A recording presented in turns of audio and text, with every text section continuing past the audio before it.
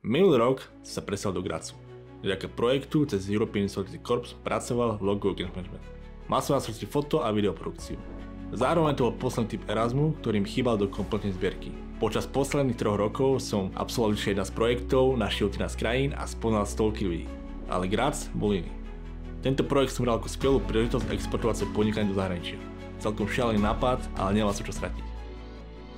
Začal som sa učiť po nemecky a zároveň som pracoval na svojom portfóliu. Popri tom som snažil networkovať hlavne v Grazi a vo Viedni. Po pár týždňoch prišli prvé úspechy, kedy moje fotky sa dostali do miestnych novín. Zároveň som sa vrátil k foteniu vlakov, kde kedysi začala moja kariéra.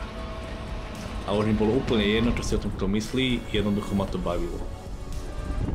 Po pár mesiacoch hľadania som našiel ponuku v Salzburgu v Red Bulle. Vedel som, že obyčajným životopisom nie je zaujímavý, tak som spravil niečo iné a kreatívne. Použil som stránku Red Bullu ako šablónu, podľa ktorej som vytvoril životopis. No a fungovalo to? Do 3 dní som mal pohovor s Red Bull.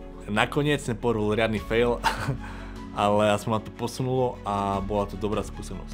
Popri práci pre logo som naďalej fotil, točil a animoval a videl som to ako skvelú príležitosť, ako zvýšiť šance v rakúskych agentúrach.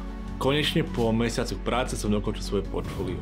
Zákazky si chodili, ale nebolo to nič stabilné. A potom prišiel august. Po viac ako 10 mesiacov mi prišiel konečne jeden veľký kontrakt, ktorý ale padol.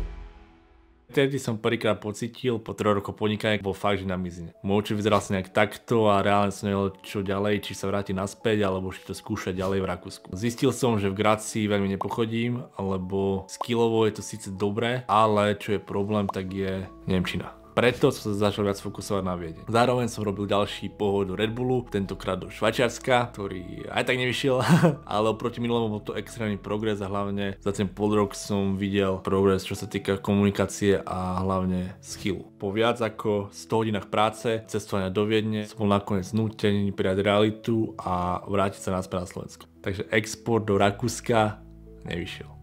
Zatiaľ.